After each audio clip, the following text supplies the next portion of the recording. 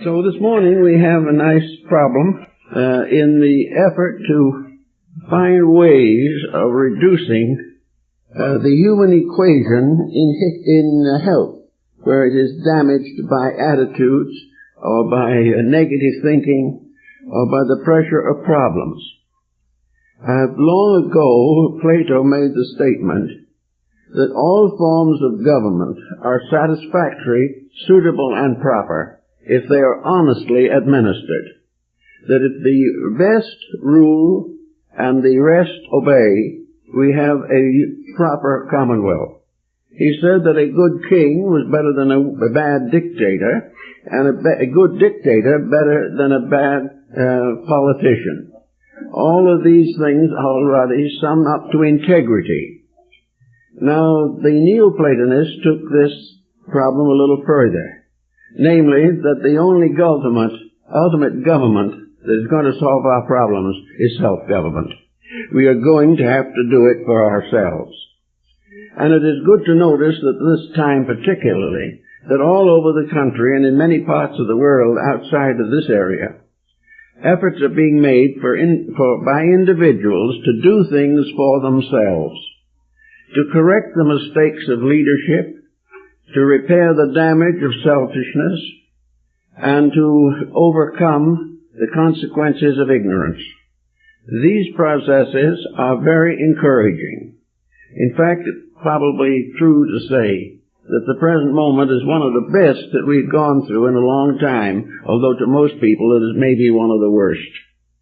It is the best because at last more and more people are beginning to think. They are beginning to realize that legislation will not result in integrity. Integrity comes with the individual himself. And after a while, we not only find the people ruling themselves, but the person ruling himself.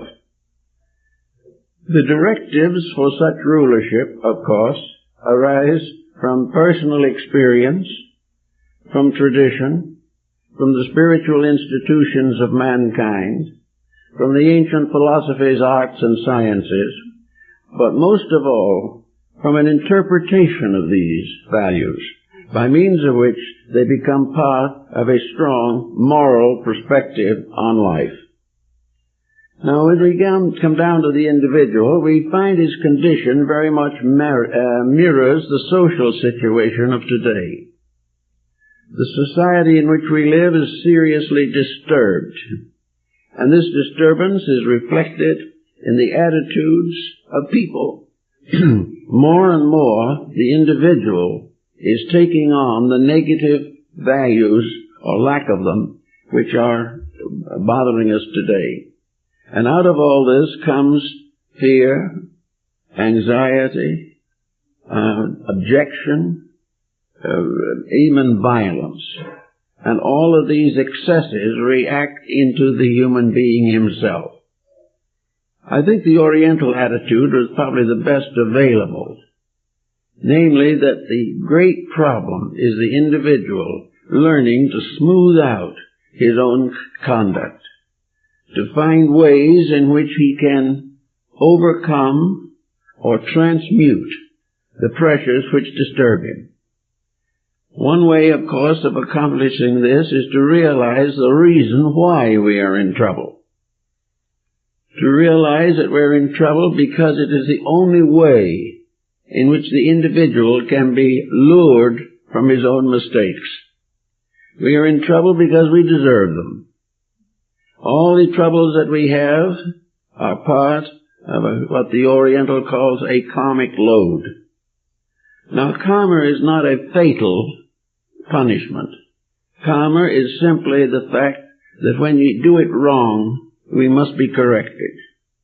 When we make a mistake, we must find for certain that we have made a mistake. And most of all, we must stop blaming our mistakes on other people. Most persons today will feel or say that they would be happy if it wasn't for something someone else was doing. Well, each of us has to finally realize that we cannot prevent what someone else is doing. but we can transmute the entire circumstance so that it can no longer damage ourselves. It does not mean that we have to accept the mistakes of others, but it does mean that we must try to understand them and find how to adapt the knowledge we gain from experience to the preservation of our own well-being. Health problems today are perhaps more serious than ever before. In spite of the numerous advancements in science, in spite of infinite research and continuous development of remedial agencies, the public health is not good. The public health is bad because of the tensions and stresses by which the person is influenced. In religion, for a long time, we had a strong line of defense against this. The individual, regardless of what church or faith he belonged to, tried to live what he claimed to believe. He tried to prove to himself and others that he was under the leadership of a spiritual integrity. When he read in the New Testament that Jesus admonished us all to be brethren, to unite in common cooperation, he tried to do this. But today, this type of thing is no longer as meaningful as it should be. We know that we should not be cruel, that we should not be selfish, that we should not kill or destroy. These things we accept upon the basis of our religious convictions. And about 3/4 of the Earth's populations have convictions to this effect. Yet never before has there been more war and disturbance. And in the individual life, never more before has there been so much pressure, so many frustrated ambitions, and so many mistakes carefully and lovingly nourished. The situation, therefore, is our religion is not at this time serving as an actual preventive of disorders. When we claim to be a Christian, the theory is that we shall obey the teachings of Christ. The acceptance of the fact that they are good is of very little practical value, unless this acceptance involves our definite dedication to fulfilling these statements. If we do really believe that we should love one another, then the fact that we are baptized or converted into a certain faith does not permit us to keep on disliking everybody in the name of God. We do not have the right to claim a religion that we do not practice. And we do not practice a religion unless it does something to change us for the better. Therefore, we have all over the world devout religious people who are not getting any better. In fact, they are getting a little worse. They're using their religion as a very powerful defense, and for their religion they are willing to die. But for their religion they are not willing to live. And this is a very sad state of affairs. But out of it comes the inevitable conclusion that the religion was the more important factor. No matter what we claim to believe, we are what we do. We are the standard of living by which we seek to face the problems of life. Actually, the temptations that affect us and burden us today are largely personal selfishness, grudges, and all kinds of negative attitudes that have no justification in any religion or philosophy worthwhile. Yet we do not have the skill or the wisdom or the strength to live what we believe. Back in the days when my esteemed grandmother was growing up, the problem was much simpler. She came from Massachusetts and was brought up in the mystical atmosphere of the New England Transcendentalists. These rather gentle people, like Thoreau and Emerson, had a very simple way of life, but they kept it. In the community in which she grew up, Haverhill, Massachusetts, people did not have to fight their neighbors to maintain their integrity. The neighbor had the same integrity as themselves. The individual who was uncomfortable was the one who failed to live the level of the integrities of the community. At that time, people were naturally inclined to be kind. They went to church, they tried to practice what they heard, and they also served each other in 1,000 gentle and kindly ways. All this has been changed. Today, the individual finds very little support from his personal environment. His friends, his relatives, his neighbors are all under the same pressures as himself, and they are all living to compromise their conduct to meet the advantages of profit. All this type of thing makes the person more alone. Instead of society supporting him, he now has to support society. Instead of being controlled, directed, and inspired by reasonable conduct around him, he is forced to try and maintain some kind of a reasonable conduct in the face of constant pressure. Out of this constant pressure comes a negative psychology. The individual gradually undermines his own life. He becomes more and more aware of the delinquencies of the time. He becomes more and more frustrated and unable to cope with a situation which he should never have been expected to face. This business of trying to make people of moderate integrity face incredible temptations is not reasonable or right. But it is so. It is the way it is. And each person has to either expect to follow the general pattern and suffer with the rest, or else he must attempt to live his own life constructively and let some of the others work it out for themselves. It is almost useless to try to convert other people. The individual who is susceptible to conversion generally is already well on the way to a better life. Those who do not agree, we can't do very much about. Conformity is not what we desire. We cannot solve this problem by all joining the same church. We cannot form it or answer it by having all people vote for the same candidates. The problem lies in the individual working out the reason why he does not feel good at this time. If he has headaches, backaches, and all kinds of symptoms which arise from the vagueness of his own attitudes, there is no way that health can be improved unless the individual recognizes the therapy of his own personal integrity. Until he accepts this and understands it, he is going to suffer from a series of vague conditions. Conditions of worry, anxiety, argumentativeness. He is going to look in the newspaper and see nothing but the trouble. He is going to listen to the television and become more discontented and feel less able to cope. All of these things have to be handled by the person himself. But this was the reason he was put here in the first place. The individual was not put here to lean back and let someone else save him. We are here as a creation of creatures, and we have to work out our own salvation with diligence.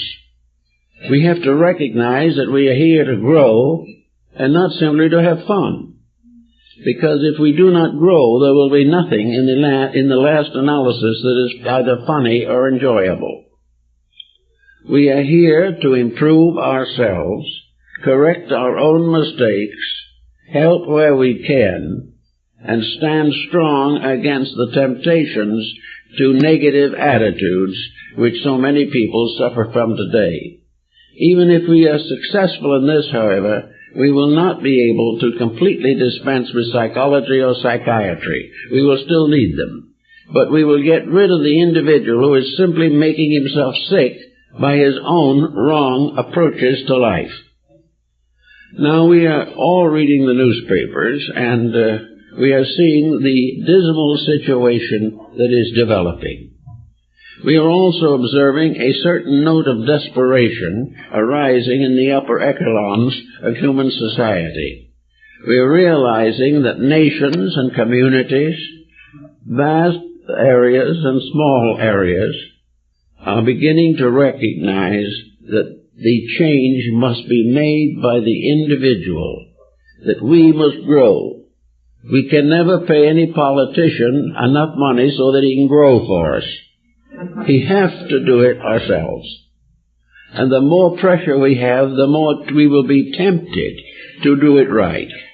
In the old days, when temptations were low and not too many of them, any definite minor variety of breakaway from normalcy was considered forgivable and forgettable. Today, this is no longer the case.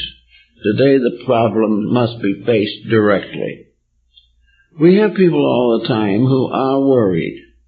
And we have people all the time who are going more and more into a negative reaction.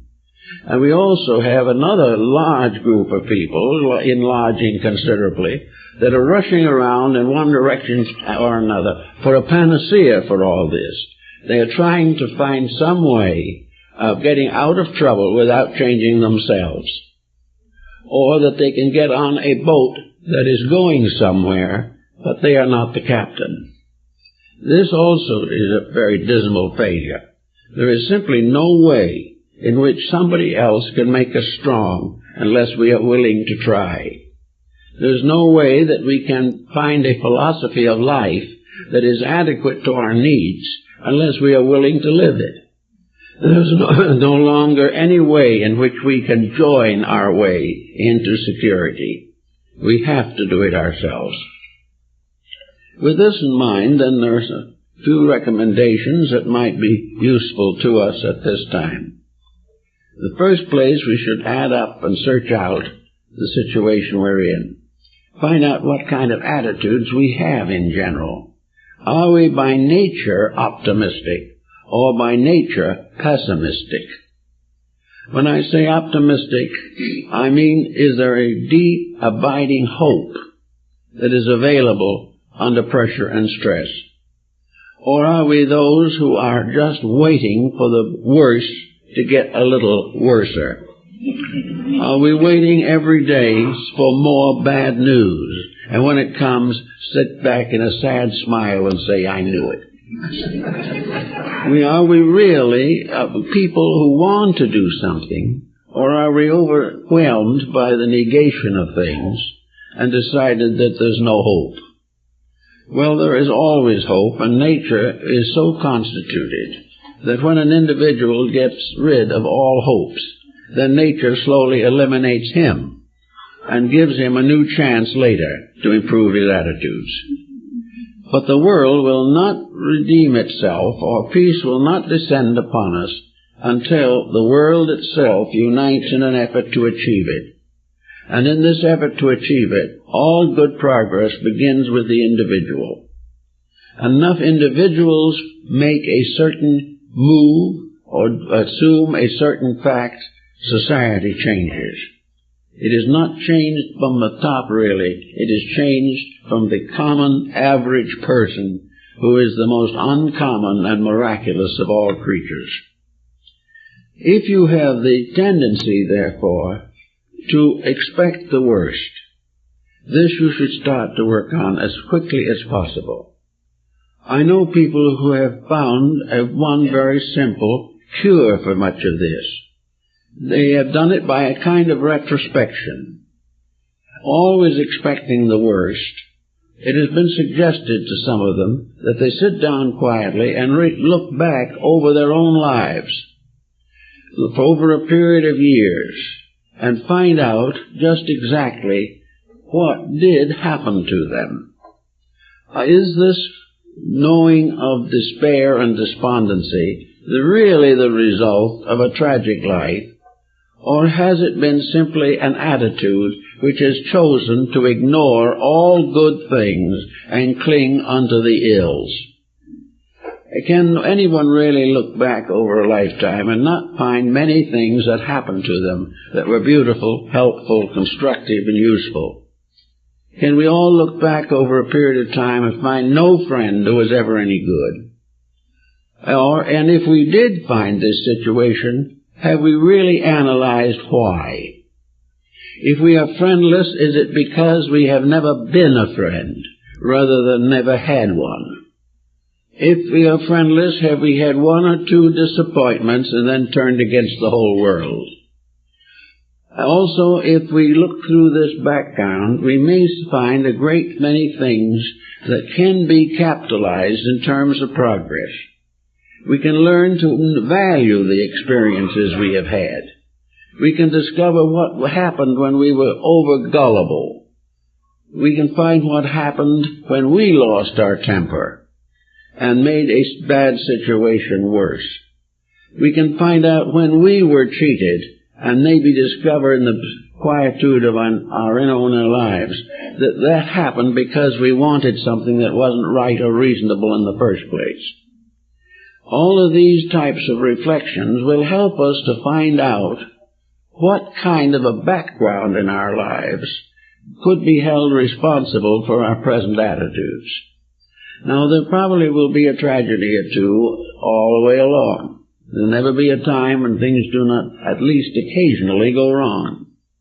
But looking back over a period of 40, 50, 60, 70 years, it would seem that we should find that we are reading a book, a biography or an autobiography, and that up to a certain point we have always made this book unreliable. We have always emphasized what has been done to us and not what we did to them.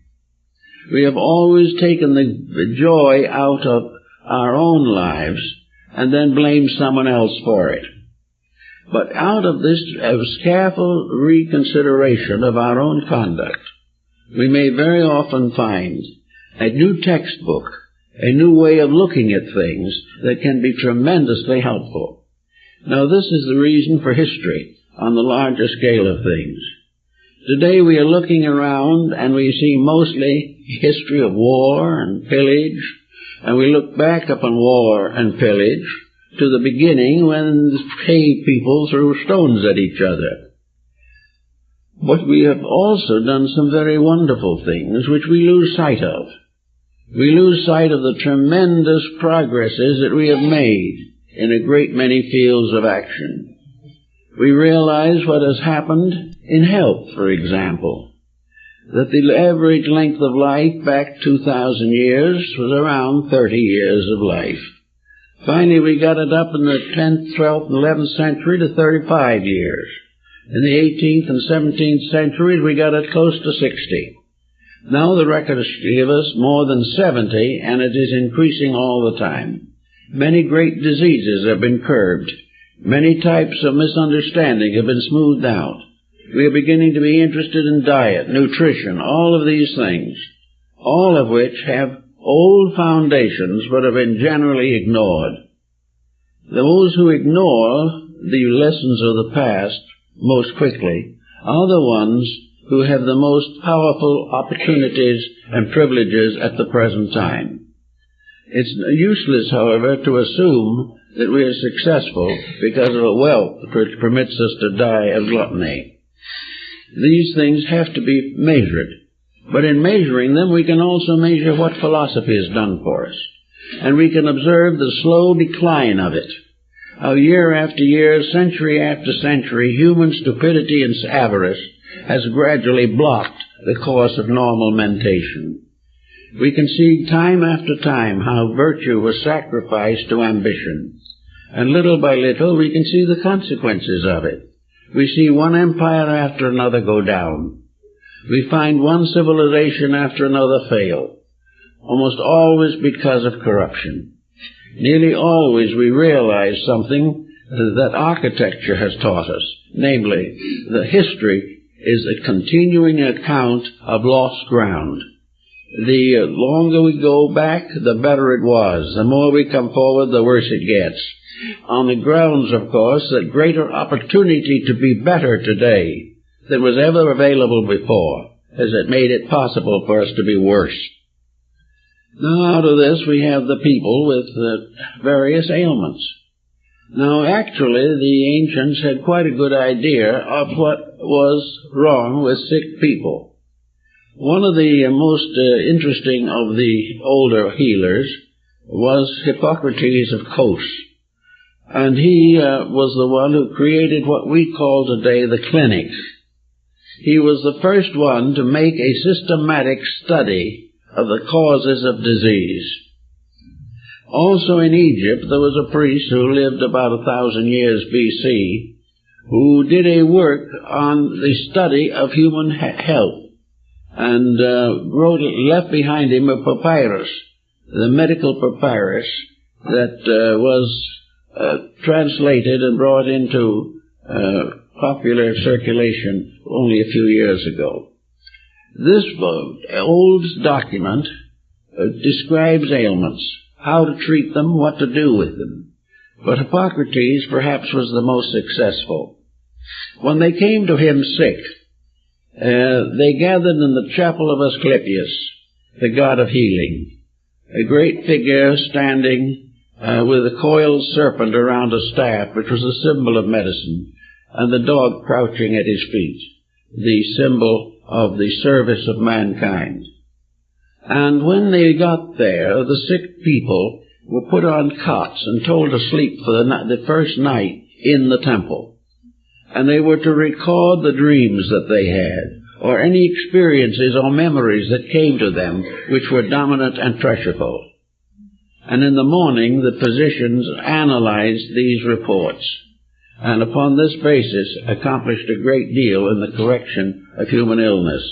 The dream psychology told Hippocrates the secret attitudes of the people, and where these secret attitudes were bad, help had to suffer. So that the help was not necessarily merely in the dosing of the sick. It was in the cultivating of a proper relationship between the individual, the world in which he lived, and the divine power that governs it. Hippocrates was among the first to point out that all healing actually and inevitably comes from God. The physician is merely the servant of deity. What deity proclaims and decrees, the servant can fulfill. And Hippocrates was very certain that God gave his best help to those who most deserved it, and that he was the one that decided who deserved it. And this deserving was dependent upon character and conduct. So Hippocrates said in many instances that it was necessary for the person to change his ways. And this is always a stumbling block. We will change anything except our ways. We will do anything we're expected to do as long as it doesn't change anything that we're doing now.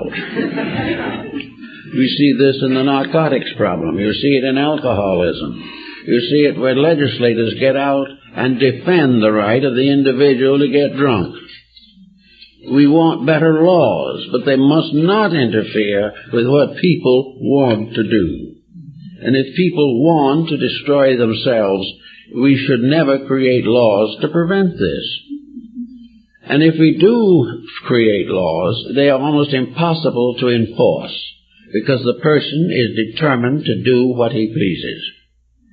And the only final answer, as philosophy has pointed out, is that he must come to the point where he pleases to do that which is right. This is the only answer to most of the physical and emotional disorders of mankind.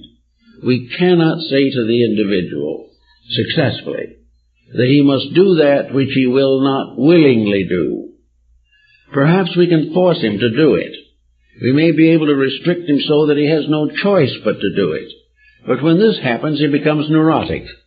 Because the neurotic is when a person who can't do what he wants to do because he shouldn't. And this combination is almost beyond conflict.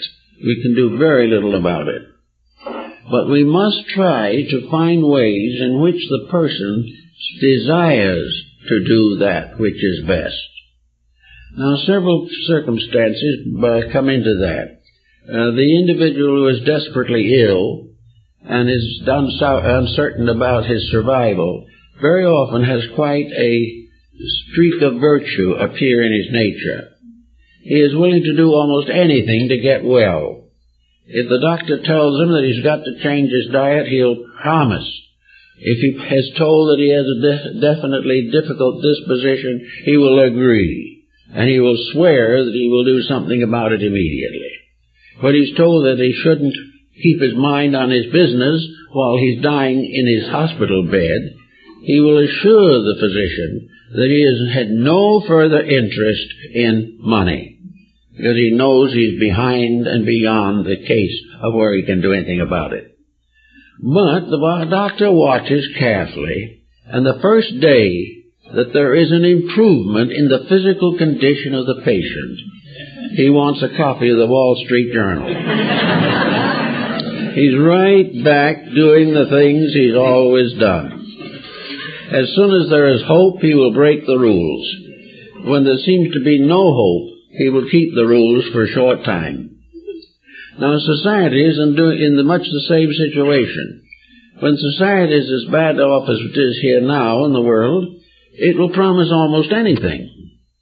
But as soon as it feels a little better, it will order its equivalent to the Wall Street Journal. It will go right back to what it wants to do. Confucius made this observation years ago in China, that the individual is in some mysterious way so dominated by his own will that he will continue in his course even if it leads to his own destruction. We find, for instance, nowadays a lot of emphasis on diets. Diets are a dollar. But all of these diets put together accomplish very little permanent result. The individual finally gives up trying, because it is too difficult upon him, or in case unwisely done, it is too dangerous. But all the way along the way, we are constantly tempted to do the things that we shouldn't do. And as many of these things are glamorous and apparently pleasant, we are almost certain to compromise our principles. Here is another phase of it. If the present television programs are not sufficient to create neurosis, they will continue until they do. We will find that more and more intelligent people are turning off the sets. This is a sign of a slowly emerging maturity. It is an indication that the individual is realizing to some degree that what he is watching is influence his thoughts, his emotions, and his attitudes toward life. He's also beginning to realize that his children are being very adversely conditioned. And yet you pass a law to prevent this type of thing, and everyone nearly would vote against it. This is the type of problem we have in personal life, to try to make something work quietly, consistently, and intelligently. Some time ago, a group of people came together for a very interesting experiment. They were old friends and all knew each other, and each one was told to make a statement of what he considered to be the most detrimental factor in the life of one of the others. There were no names were put on. It was confidential, but each person finally had someone that told him why he was wrong. That worked pretty well. I knew one of the members of that little group. They said I had a wonderful time. Of course, nobody paid any attention to it. They just kept on doing as they had been doing, and if they'd known who said it, there would have been an unpleasant relationship. But because nobody knew, it was all fun. But the truth of the matter was, many valuable suggestions were made, but they weren't followed. So start out some morning in the day as you go along, and see how you handle the day. See how long you can go without fretting, or without being interrupted in something you considered terribly important. That you don't have an argument over the price of something. That you don't open a paper and find the world so bad you can hardly stand it. Or that you go out and everyone is cheating you. And go on through until you finally catch up with relatives and relations and have even worse times with them. Keep on going through the day and see what you have actually accomplished in the way of smoothing out your own inner life. It was said by the Chinese that the wise men of old slept without dreams, and this was exactly what is meant. All these pressures finally come through into the subconscious and either come out through dream symbolism or out through character or body disorders. So see what you can notice. See whether you are always expecting the worst, and that you are desperately surprised if it doesn't happen. In fact, a little disappointed, because when you expect something and it doesn't happen, in a sense it is an indictment of your own judgment, and people don't like that. But try to see what would happen if you could go through all these problems without being moved, without being discouraged, without being excited or irritated. The phone rings and it's the wrong number. That would be a chance to be irritated. But don't be irritated.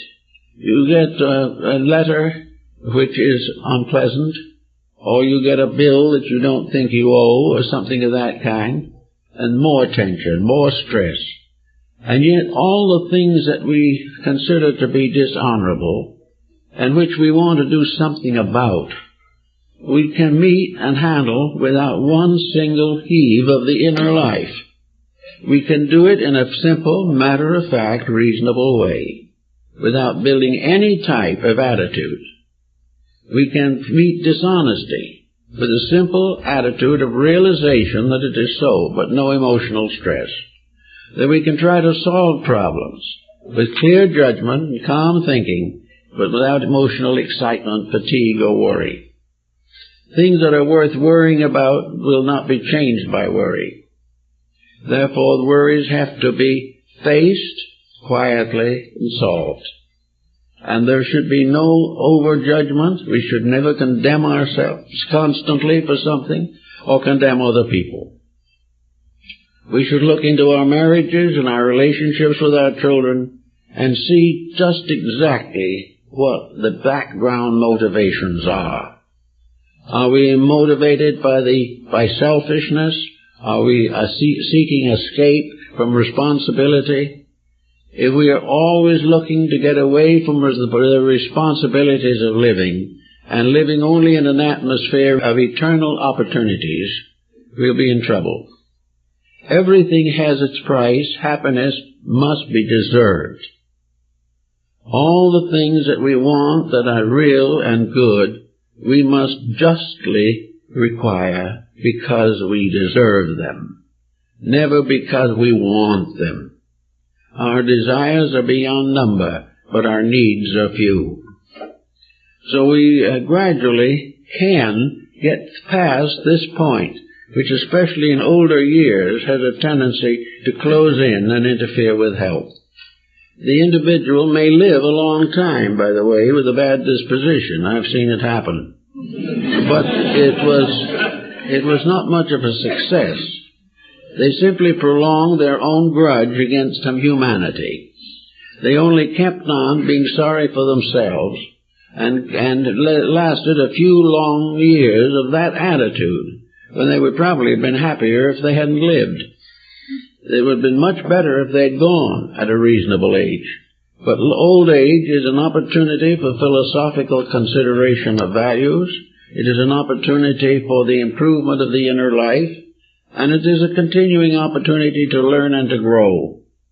But if these factors are missing, then it is simply a burden. But the Lord arranged it that way, because if people do not do what is right, whatever they do must be a burden. This type of thinking can work. It has come to the West quite a bit through Zen, which has been an Oriental philosophy of quietude, a philosophy that discovers realities, in a sense, by the humor of life, by the realization that so many of these terrible disasters are really funny if you can get away from your own ego. Many things that seem to us to be inevitable and terribly important fade entirely from the consciousness of a good Zen man. Zen is a quietude, a living smoothly through life, a living in which there is no rejection of duty, But duty no longer becomes a burden, it becomes a fulfillment. And an individual who serves with fretting and with reservations and considers himself underprivileged because his burdens are too heavy is simply losing the most beautiful opportunity for growth that there is. The heavier the burden, the greater the opportunity to grow. Growth does not come from lying down, like the old hymn says, and floating off to heaven on flowery beds of ease. It comes from hard work well done. If we can learn to like nature, we can have a much better time of it. Now, in the West, religion has gradually drifted away from responsibility.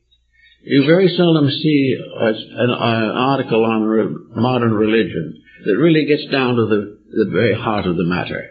You very seldom hear a preacher who really gives an important sermon that has to do with people living up to their convictions if they have them. These things seem to fade away. And now, membership in various religions is largely a social relationship. It is that the individual joins others who find an intelligent or attractive preacher and attend that church. But the real living of it is not given the thought that it should. And the vicarious atonement is just about as bad, if not worse. The individual is not relieved from the responsibility of his mistakes simply by acknowledging them.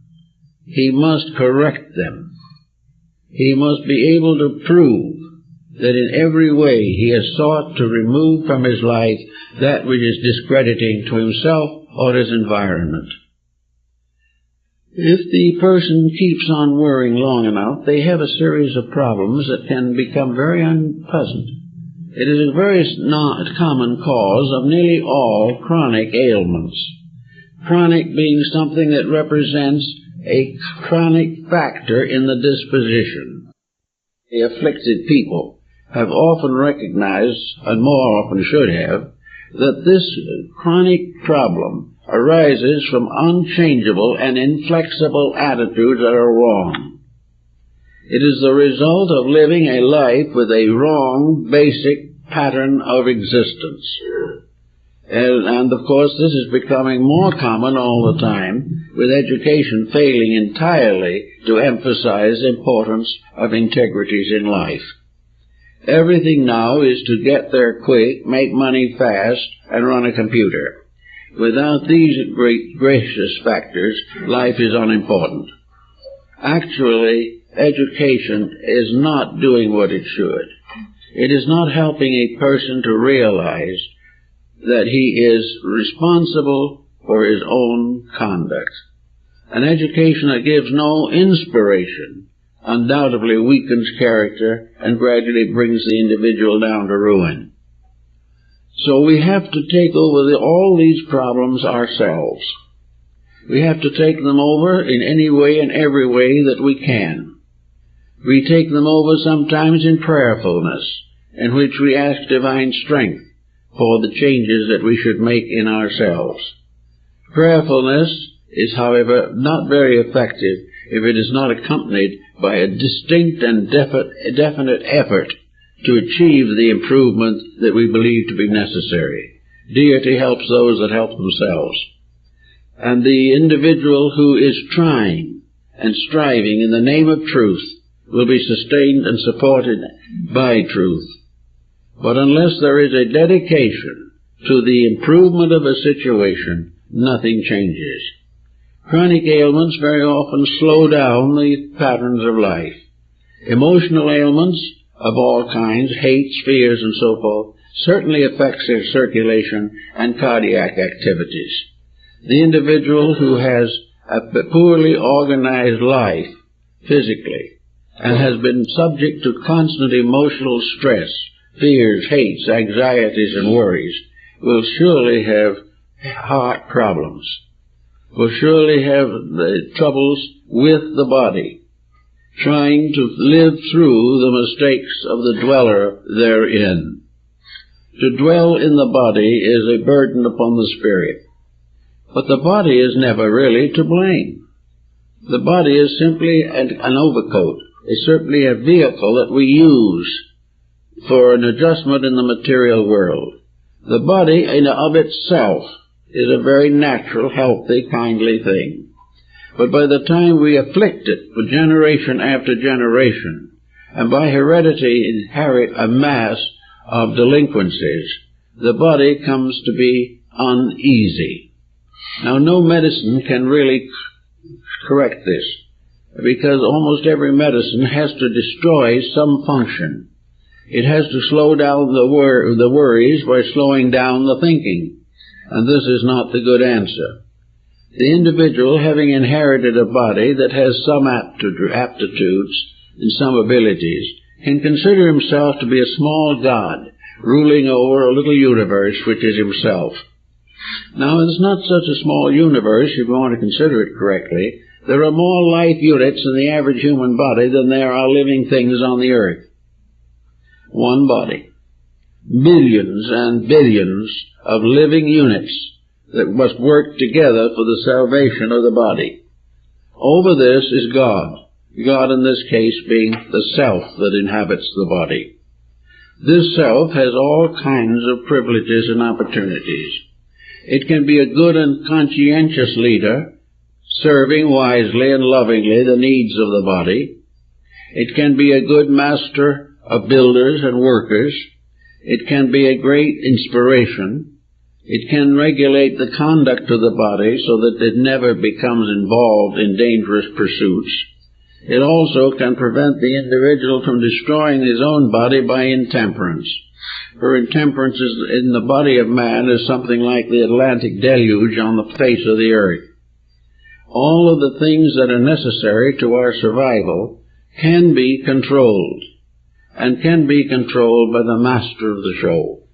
But if the self within this body is determined to use it for only the gratification of personal attitudes, if this individual will destroy rest, will lose his sense of humor, which is very dangerous, and will one way or another discourage and dissipate the body's functions, he will be sick.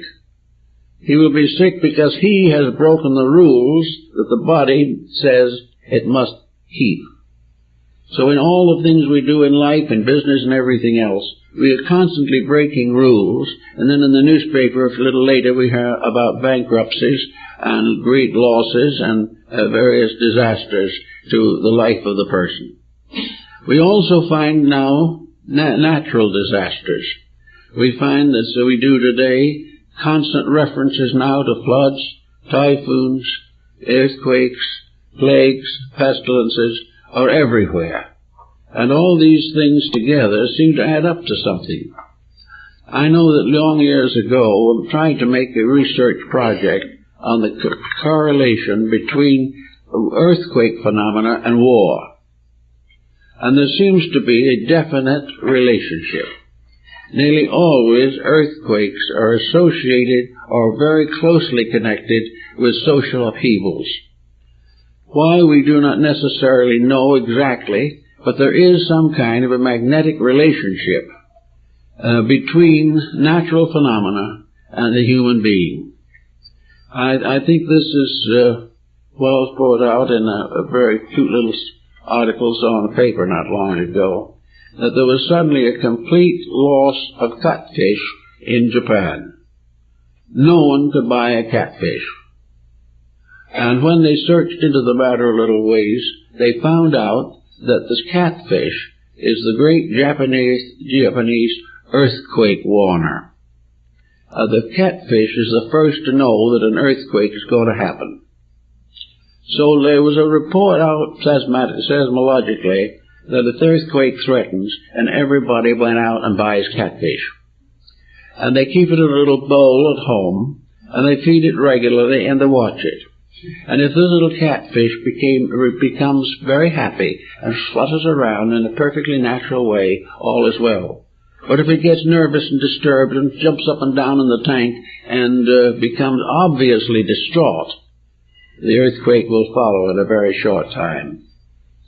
This is perhaps something a way of judging about Earth, that nearly all nature has ways of estimating approaching earthquakes.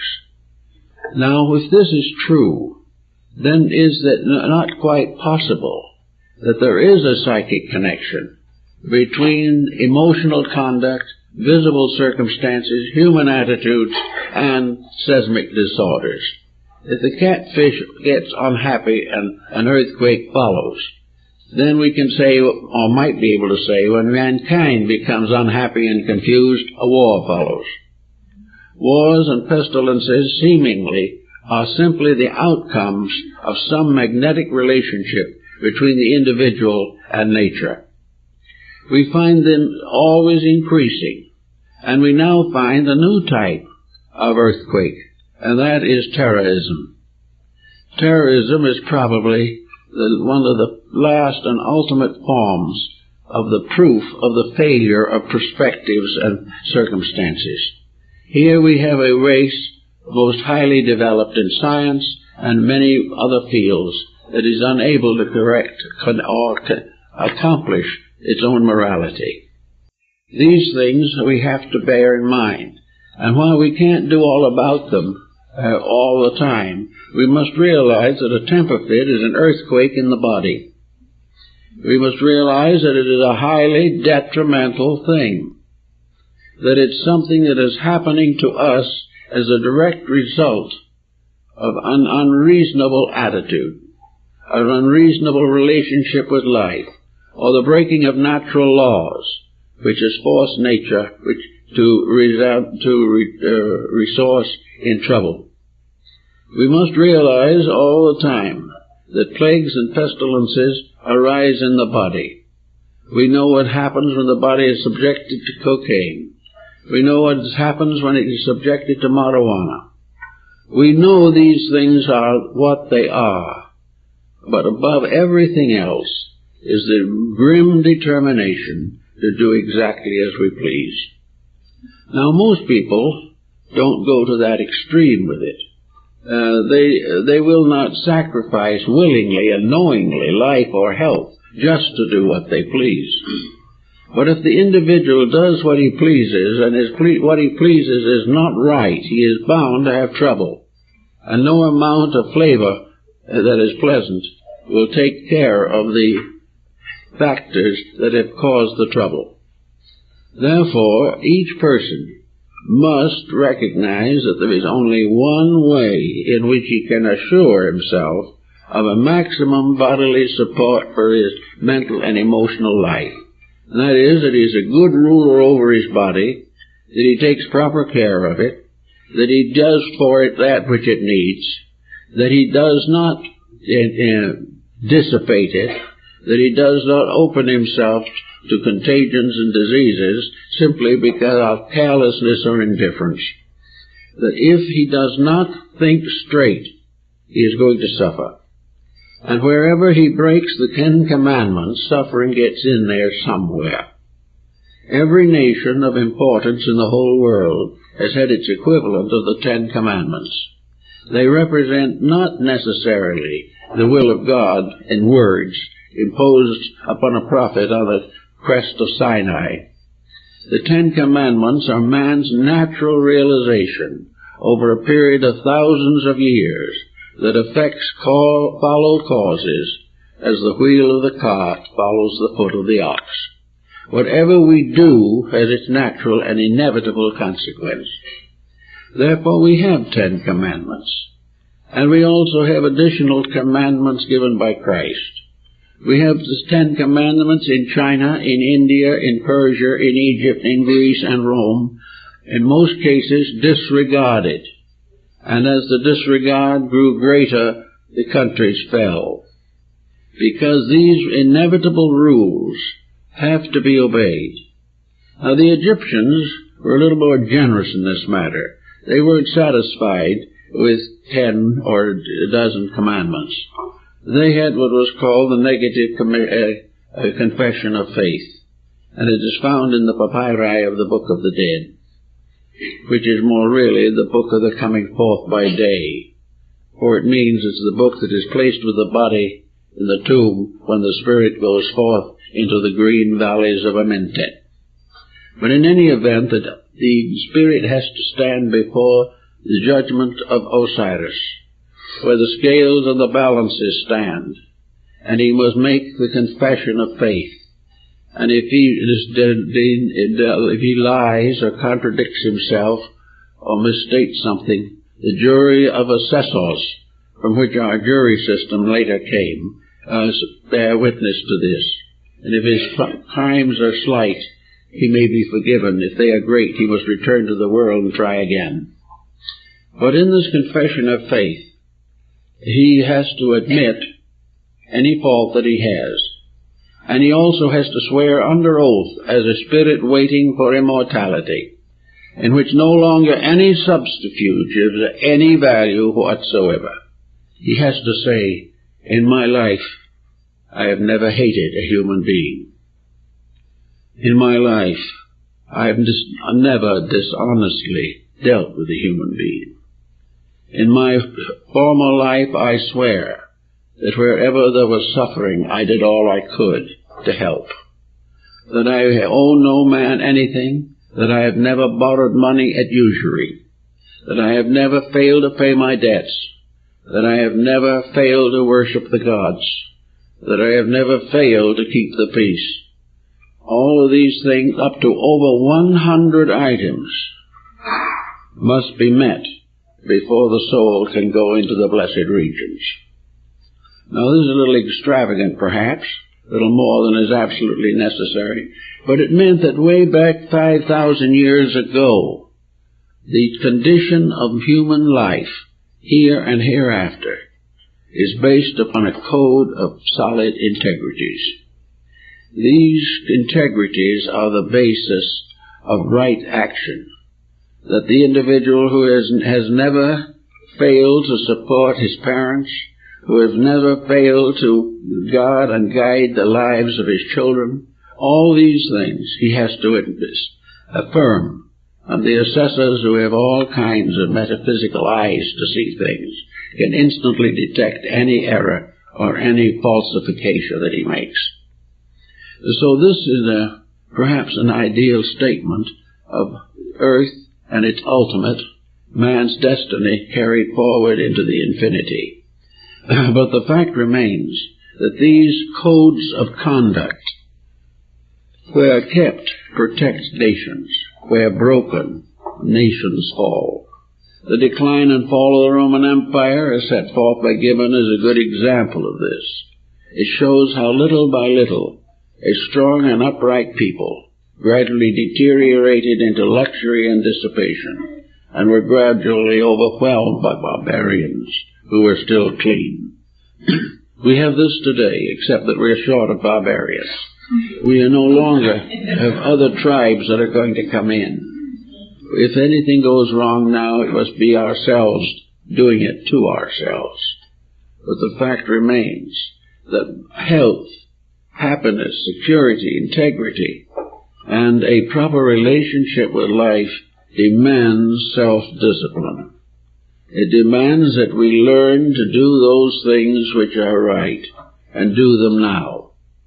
And it's very unpleasant and disillusioning to see selfishness masquerading as religion, self-interest, and ulterior motives supported or sustained by so-called quotations from Scripture, to find that the individual uses these principles not to improve himself, but in one way or another to avoid them and try to force them on others.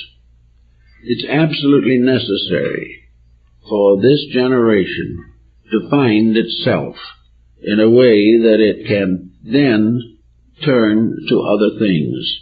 The moment the individual becomes integrated and no longer supports or advocates or endures the corruptions of his time, he becomes, in a sense, free. He may lose his opportunity for great wealth. He may not be the one that is promoted to the highest position. But he is the individual who is gradually changing himself into a citizen of eternity.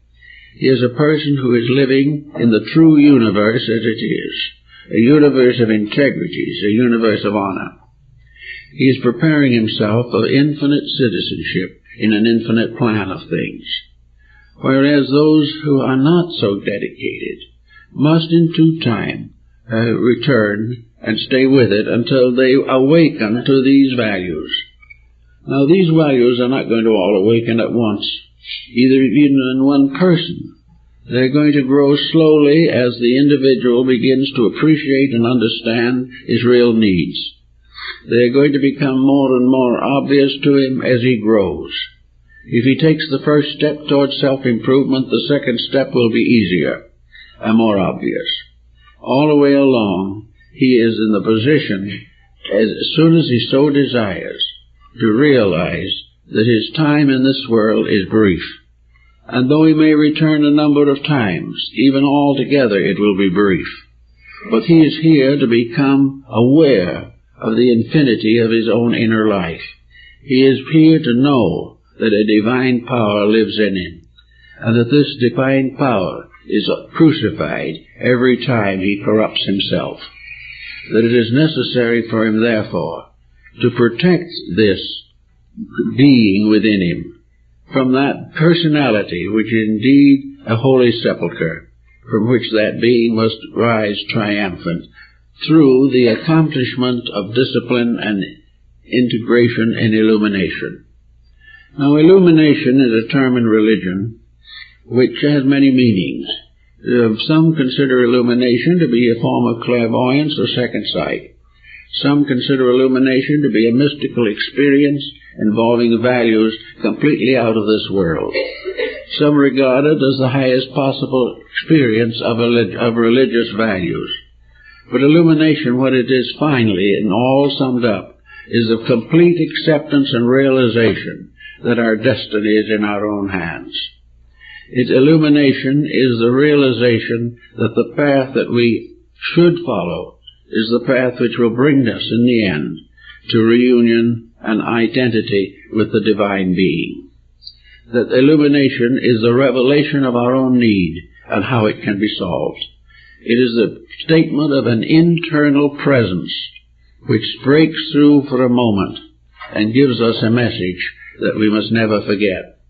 Plotinus, the Neoplatonist, said that he had illumination for only a few seconds twice during his lifetime, but that these 2 or 3 seconds of really internal, full comprehension of the entire pattern of things became so important that they could never be forgotten, and nothing could ever be done contrary to them, because there was the inevitable stamp of eternity upon them. And in the presence of that, all earthly pressures instantly faded away. The person starting out now with the hope of improving health can start with little ordinary things, a little greater integrities, a little greater sincerities. Sincerity is the most powerful force.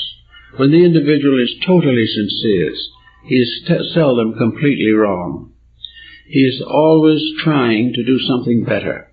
Sincerity is lack of ulterior motive. An ulterior motive is one of the deadliest of the sins. If we have all kinds of little corruptions floating around in our natures, we're going to have heartaches, headaches, we're going to have high blood pressure, we're going to have all kinds of things, because these attitudes actually damage the little cells and lives within ourselves. The human body is a strange magnetic field. It is a field of infinite life in motion. The human body is a field for a great magnetic sphere which surrounds it. The human body is tied to all of its parts by magnetic pressures and by attitudes. The magnetic field is in many colors. And as you study the situation very carefully, you make some interesting discoveries. With every mood that the individual has, the colors of the magnetic field change. They can be the colors of rainbows. They can be beautiful shades. Or if the individual is jealous or nagging or combative, dirty colors come in, dull, unpleasant, storm-like appearances. And in this magnetic field, as in a small universe, great thunderstorms can arise, lightning can flash, torrents and torments spring up.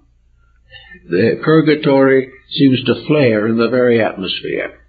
All of these things are the result of the individual misusing his own abilities and powers. The magnetic field is a kind of psychic thermometer which tells how near the truth he is. And wherever there is a departure from truth, these magnetic currents are disturbed. And wherever they are disturbed, organs are disturbed, particularly the endocrine system. And where the endocrine system is disturbed, all the physical functions become disturbed, disordered, and sick. Therefore, an individual who is wrong is bound to be sick at something. He's mentally sick, emotionally sick, physically sick, psychologically sick. He is either healthy because he is right or unhealthy because he is wrong. The great problems of life come as we don't always quite understand a statement attributed in the Bible, namely that it is not that which goeth in at the mouth, but that which cometh out of the mouth that defileth a man. It sounds as though, even by best dietitians, it should be the opposite. But it is right, because that which comes to us from the inside, from the outside, is not our problem. It is something which would meet with the best that we have. But what comes out of ourselves, out of our hearts, our minds, our bodies, our thoughts, these things, if they are wrong, they are the things which destroy or damage the human being. Every unkind word that is spoken to us is carried by someone, but not by us. But every unpleasant or destructive word we pronounce is ours, and we must live with it until we transmute it. And the great alchemy of life, to my mind, is the power to transmute the inabilities and incompletenesses and the infirmities of ourselves into eternal assets. This transformation is the regeneration of the individual. This was the great secret of mysticism. This was the secret work of the Rosicrucians and the alchemists and all of the ancient secret societies. Everything had to do with the individual gaining the power to discipline himself, to rise above his own weaknesses, and to become a living image of truth in a world disordered. And if we do this, we have the natural compensation. We find that we are allowed to face life in an entirely different way. And no matter what happens, happy or unhappy, we will face it. And we'll find in the end a joy that can never be found from a mistake. Now we watch the economic and political processes going around us today. They are rather pathetic, they are tiresome, they are wearisome, they frighten us. And we don't know what's going to happen next. But actually the person who is integrated, who is really at peace with themselves, who lives in a realization of the presence of the divine in all things that happens, is able to realize that he should not forget the presence of the divine in the things he doesn't like. It is easy enough to think that if all people lived developed in peace and served each other nobly and generously and kindly, that then we'd have the utopia. And that anything less than that is something that we have to accept as a terrible thing. Actually, the things that happen to us are not terrible things. They are merely our own birds coming home to roost. They are the things we have done returning to us. When we stop causing trouble, trouble stops. But this trouble that we have is a great inspiration to get over it. In the last 2 or 3 years, there has been more movement towards individuals taking on the responsibilities of life. There are more efforts to find peace, not by law, but by people gathering in contemplative integrity. There are more efforts to reform education. There are new attitudes toward law, to science, and to philosophy. And philosophy, which for the last decade or two has been very moribund, is apt to come to life again. We don't have much in philosophy because it is nearly all in the field of experimental thinking. But the old classic works are coming back. I've noticed in catalogs that books that have been out of print, very valuable books, that have been out of print for 100 years, are now coming back by the dozens. Everyone is beginning to be interested in the thinking and the deep believing, the loving, the hoping of the great world family. And that modern reading, with its very tempestuous iconoclasm, is of no value to us in our needs. What we need is to find our roots again in the wisdom literature of our race, and find in all the things that we do everything that is inspiring and clinging to it. Actually, in this field of thinking, of constructive reorganization, there is a tremendous increase, and every bombing, every massacre is bringing the day of wisdom closer.